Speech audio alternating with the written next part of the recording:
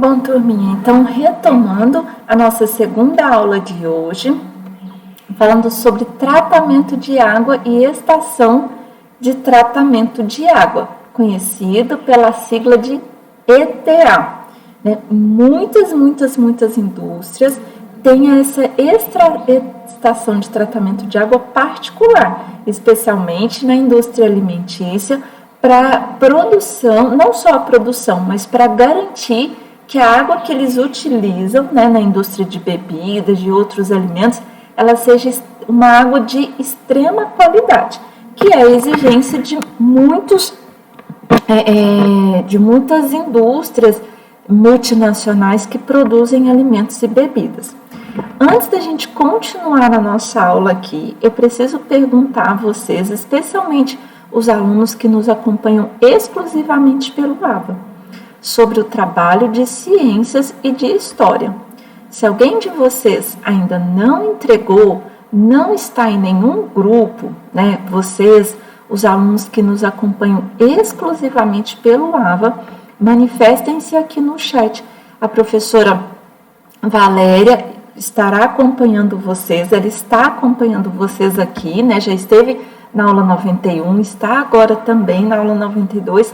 Escrevam aqui, professora Valéria, não realizei o trabalho de ciências e história, que é o trabalho do jornal, ou já realizei o trabalho com o grupo tal, tá tudo certo, tá bom? Não deixem de se manifestarem aqui não, especialmente os alunos que ainda não fizeram ou não entregaram o trabalho, tá bom? Esse trabalho de ciências e história, o jornal impresso, com a receita, ele é importante, é esse jornal aqui que vai estar no lugar da AP1, que vocês inclusive já estão realizando a AP1 de outras disciplinas, tá bem?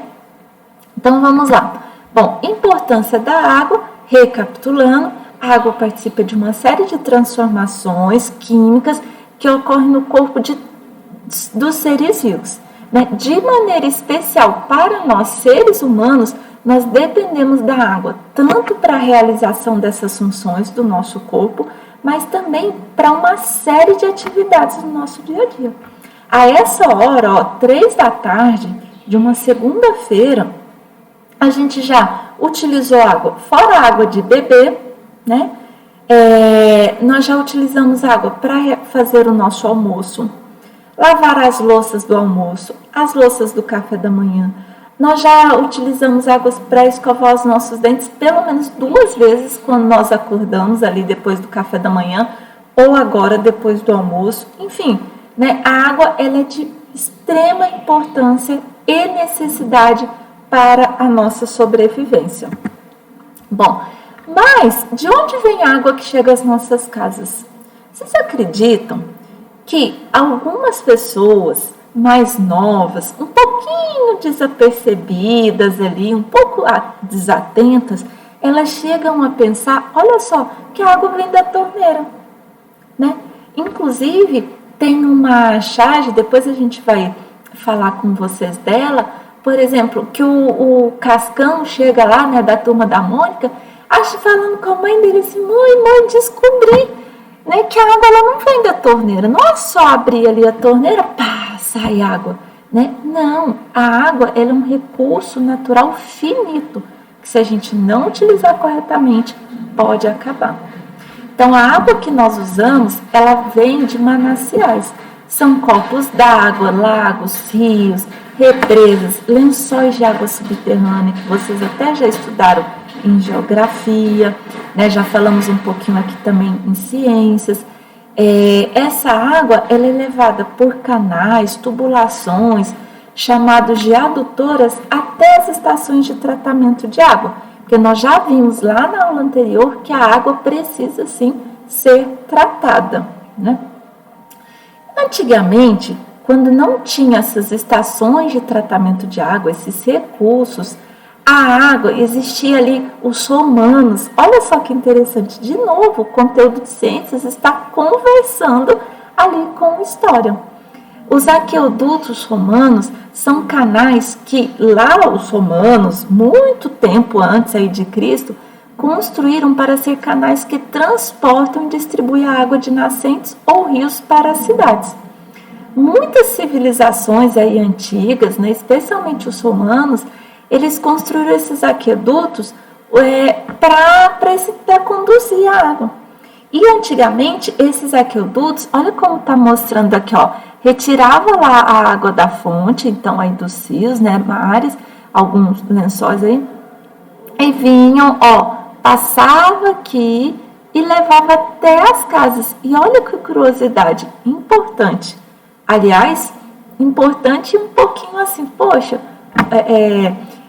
esses aquedutos levavam as águas, conseguiam transportar água até algumas casas. Obviamente, a casa daquelas pessoas que tinham condições de vidas mais diferenciadas, mais privilegiadas. Já a população comum, que não tinha essa condição, elas tinham que buscar água no espaço público, mas também precisava pagar por essa água. Outra coisa muito interessante quando a gente fala de aquedutos é que, para quem conhece o Rio de Janeiro, os pais já serviram lá, vocês até alguém que já nasceu por lá, pode lembrar os arcos da Lapa, na região central do Rio de Janeiro. Aquele também, né, é uma espécie de aqueduto construído ainda na época do Brasil colônia para garantir o abastecimento de água para a população lá de muitos aí, né, do Brasil colônia. Bom, falando especialmente de tratamento de água, que nós começamos a falar lá no finalzinho da aula 91.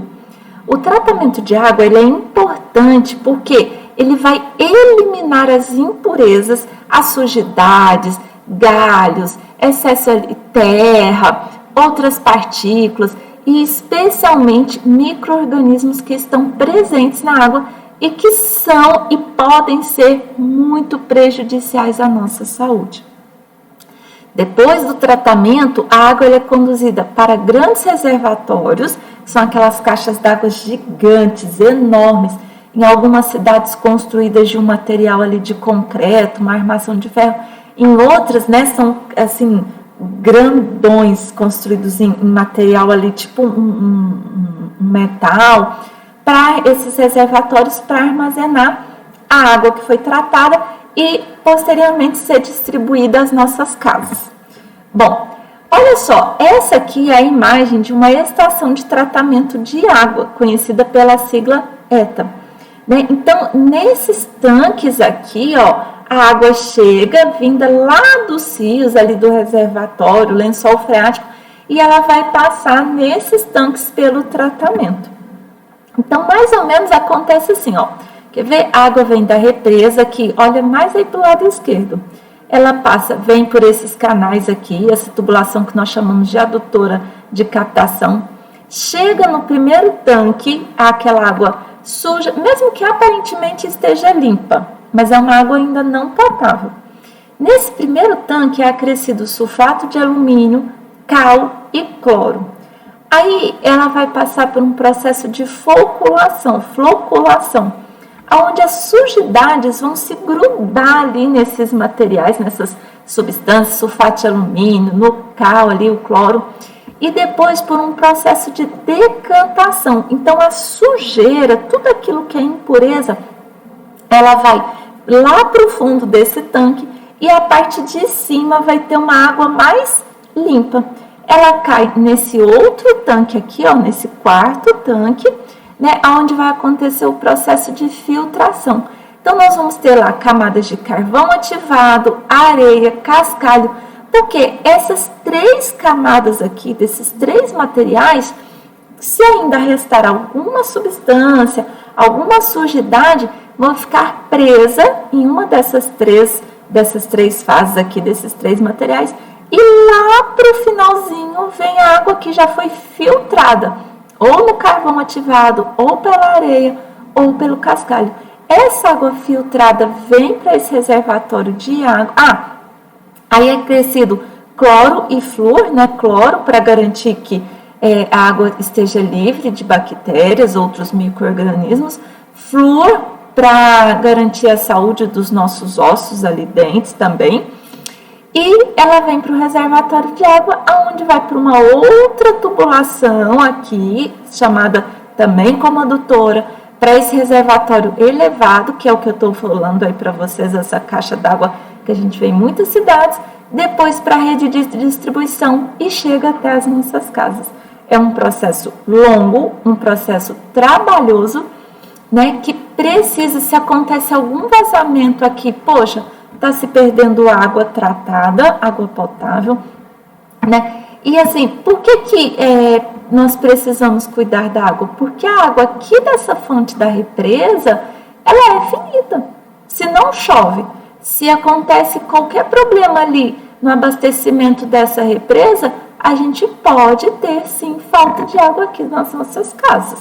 Por isso que a gente está insistindo muito no uso correto e racional da água, especialmente água tratada, né, que infelizmente no nosso país, e às vezes até a gente mesmo, sem perceber, a gente joga água tratada, água potável, ó, pelo ralo, literalmente. Coagulação, então, é um dos processos que acontece no tratamento da água. É quando a água é colocada em tanques, onde recebe o sulfato de alumínio, né, que nós falamos aqui, no primeiro tanque aí da esquerda, e outros produtos que facilitam com que essas partículas de sujidade finas ali de areia, de argila, de outros materiais, elas se grudem, né, para poder acontecer o tratamento de água. Floculação, que é o segundo passo do tratamento de água, a água passa para o tanque de floculação, onde ela vai ser agitada e com isso as partículas de sujeira elas vão se chocando, né, vão se aproximando e ficam ainda mais, assim, sujeira mais grudadinha, ou seja, a partícula, a molécula mais, fica maior, facilitando esse processo de decantação, que é o terceiro processo, onde a água é transferida para o tanque de decantação, ela vai ficar em repouso, os flocos ali, aquelas partículas de sujeira que se formam no tanque de floculação, nesse tanque, elas vão se depositar lá no fundo, formando um tipo de lodo. Esse lodo é acumulado e bombeado para um canal de esgoto. Bom, a filtração, o canal de água aqui, né, filtrada, a água passa por filtros de cascalho, areia, carvão, e as partículas que sobram, elas ficam retidas, e aí a água limpa, filtrada, vai para baixo. É mais ou menos parecido com o que acontece nos filtros das nossas casas, que a gente consegue observar bem ali no filtro de barro, ou mesmo quem tem o filtro acoplado à torneira da pia, né? Tem uma vela ali, a vela dos filtros, ela faz essa filtração, então aqui a água é filtrada. A água que nós consumimos em casa para beber, além de ser uma água potável, porque ela passou por tratamento, ela precisa também ser uma água filtrada, porque às vezes tem alguma sujidade, alguma impureza na caixa d'água das nossas casas, dos nossos prédios, na tubulação ali do prédio, né? Então a gente precisa ter este cuidado. Bom, esses filtros aqui, lá do caso da ETA, da ETA, esse filtro eles devem ser lavados a cada 20 ou 30 horas de uso. Por quê? Pelo grande volume de água, né, pela possibilidade ali de ter algumas partículas, e vai ter de sujeira, outros micro-organismos. E nas nossas casas a gente também precisa lavar as velas de tempo em tempo. Bom, depois o outro processo é a cloração e a fluoração. Isso aí já está no final do tratamento, onde a água ela é misturada com esses dois, com essas duas substâncias, o cloro e o flúor, para garantir, né? Porque o cloro mata os micro-organismos que ainda não tinham sido eliminados nas etapas anteriores. E o flúor é importante para proteger o dente, os nossos dentes, da população em geral, porque infelizmente nem todos nós, nem toda a nossa população tem acesso a dentista. E aí a gente precisa, o flúor ele vai proteger o esmalte do nosso dente, ajudando a prevenir a cárie.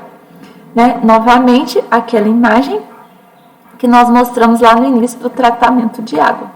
A água, então, ela é levada para esse reservatório e depois vai ser distribuída por canais subterrâneos que passam aí por baixo do asfalto, nas ruas das nossas cidades, até chegar nas nossas casas, nos prédios. Olha só que tamanho de reservatório de água tratada aqui, por exemplo, da CAESB aqui da nossa cidade de Brasília. Quando não há estação de tratamento de água. Então, nesses locais, a água é obtida diretamente dos rios, lagos, nascentes, as represas e os poços d'água. Aí a gente tem algumas possibilidades. Por exemplo, o poço raso, que ela capta água subterrânea das camadas ainda bem próximas da superfície, né? Vai no máximo ali mais ou menos a 20 metros de profundidade. Ele deve ser construído na parte mais elevada do terreno e longe de outras fontes de poluição, né? Especialmente de fossas sépticas, que recebe o esgoto daquela localidade. No mínimo, uns 30 metros de distância, no mínimo, né? Deve ter uma estrutura que seja impermeável, que fique a 90 centímetros do solo. Os 3 primeiros metros do poço devem ser revestidos de algum material ali que seja impermeável à água da chuva. Então, normalmente, e tem pessoas que trabalhadores especializados em construir poços, né, nas fazendas, até mesmo aqui em algumas cidades do entorno de Brasília, certamente, antigamente era comum, né, que tivessem poços nas casas. Então, porque não tinha água tratada, algumas cidades aqui do entorno do Distrito Federal, e as pessoas se viravam com isso, cavando os poços para garantir água para o sustento ali, para a sobrevivência da família. Esse poço ele deve ser desinfetado antes do uso com produtos à base de cloro. Uma outra possibilidade é o poço tubular profundo, que capta água entre 40 a 200 metros de profundidade, né? Olha só a diferença entre o poço convencional, que eu disse que em algumas casas, na zona rural ou aqui no entorno de Brasília, ainda há uns 20, 30 anos aí, elas se utilizavam desse poço convencional para ter água tratada em casa. E é chamado o poço artesiano, quando a água jorra espontaneamente sob pressão para a superfície. Então, a água que nós consumimos, que a gente compra, né, água mineral, ela vem, às vezes, desse poço artesiano. A gente pode ler lá no rótulo da garrafa de água mineral para a gente ver. Vem, inclusive, o nome do poço artesiano lá da fonte, né? O nome daquele poço, a localidade, enfim, quais são os minerais encontrados ali, a condição em que aquela água foi captada, todas essas informações importantes. Uma terceira possibilidade de garantir água quando não tem o tratamento de água de uma empresa, a CAESB, Sabesp, enfim, tantas aí, né? Cada cidade ou cada estado tem a sua empresa de captação e tratamento de água e também de esgoto, né? Nós temos uma terceira possibilidade, quando isso não existe, de um poço tubular profundo, chamado de semi-artesiano. Semi-artesiano porque, nesse caso, precisa de um equipamento para bombear, para tirar água, para que a água jorre ali na superfície. Esses poços, eles são perfurados por também uma grande ali, né, como é que fala? Também muito profundo, e aí para serem perfurados é necessário máquinas especializadas. Aquele primeiro poço, aquela primeira situação ali do poço raso, né, às vezes um trabalhador com alguns equipamentos ele consegue fazer esse poço de 20 metros. Já que o poço semi-artesiano não, precisa que máquinas especializadas para perfurar, para fazer a captação da água. É importante verificar, quando a gente fala de poço para captação de água, né, que essa água ela não esteja contaminada. Então, especialmente se é uma água, um poço que a gente está extraindo água para comercializar, a gente precisa levar para um laboratório, fazer alguns exames para atestar que aquela água está pronta para o consumo humano. E aí, toda a água extraída do poço, para que seja usada em casa, ela deve ser filtrada e fervida com produtos à base de cloro, segundo o que diz os órgãos de saúde pública. Bom, alguns cuidados. Mas e aí, lembrando, né, daquele exercício que a gente fez semana retrasada, se a gente ferve água, ela fica inapropriada para o consumo humano, porque ela vai perder a sua constituição ali das moléculas. Aí a gente agita novamente, a água volta a ficar oxigenada, a gente pode consumir. Bom, cuidados importantes com a água. Mesmo em casa, nós que moramos aqui em Brasília, nas cidades satélites, seguramente, a maior parte das nossas casas recebe sim água tratada, né, pela estação aqui, pela CAESB. Mas aí, quando chega nas nossas casas, nós precisamos ter alguns cuidados adicionais. Se eu moro em casa, se eu moro em prédio, eu preciso garantir, em prédio foi que eu tenho que perguntar ao síndico, se a água, a caixa d'água onde está armazenada aquela água, se ela está limpa, se ela está tampada, o filtro dentro das nossas casas, se a vela foi trocada com regularidade, né? Inclusive até porque se a vela ficar muito suja, vai diminuir ali o fluxo, a filtração de água. A gente precisa garantir que a caixa d'água esteja tampada, já falei sobre isso, vou falar de novo. Olha só, ontem, no final de semana, eu estava observando o prédio de frente do meu prédio. Eu não sei se é o vento aí de sexta-feira, o que foi, né? O prédio da frente eu consigo ver, ele tem 3 caixas d'água para armazenar. E muitos prédios ou algumas casas, elas constroem, né, faz o telhado assim mais alto e a caixa d'água, ela fica guardada mesmo, assim, como se construísse entre a laje ali do último andar e o telhado do prédio. Então, a caixa d'água, ela está aqui, livre lá, né, de poeira, enfim, de ventanias, da incidência direta do sol. Mas em muitos lugares, a caixa d'água, ela está em cima mesmo ali do telhado. Então, se as tampas não estiverem bem fixadas, presas, com a força do vento, a tampa pode voar. Foi o que eu observei ontem no prédio vizinho, em frente ao meu. Mas, de repente, assim, nem estava ventando tanto, já tinha sido pela ventania de sexta. A tampa foi ventando, quando ela saiu totalmente, né? Ela não estava mais em cima da caixa d'água, ela estava aqui, presa, certo, ali pelo único preguinho, não sei, ali, o único mecanismo que ainda restava. Mas e se essa tampa sai de lá e, sei lá, machuca alguém, cai lá embaixo, né? Ou então se simplesmente essa tampa vai ficar lá por dias e dias, semanas, sem ninguém ver, né? Porque às vezes, se for, eu ainda vi ali, avisei o porteiro do meu prédio que ia avisar o porteiro do outro prédio, mas e se ninguém vê? Vai cair sujeira numa água que já foi tratada, né? Isso é muito sério. Pode também acumular, inclusive, alguns insetos, né, naquela água que está ali parada e tratada. O mosquito, que é o vetor transmissor do vírus da dengue, ele adora uma água tratada ali, ótima. Ali, nada de braçada, né? Olha só que perigo para a nossa saúde. Então, a gente precisa sim garantir que a caixa d'água esteja tampada, que ela esteja livre, seja limpa com regularidade. E olha que curiosidade importante, muitos de nós adultos, nós temos seguro, ou seguro de vida, ou então até seguro das casas que nós moramos, nós temos seguro para os nossos veículos. E vocês sabiam que muitas das seguradoras dos nossos veículos, ela associada ao seguro que a gente faz para o veículo, ela tem a possibilidade de fazer alguns reparos, alguns serviços nas nossas residências.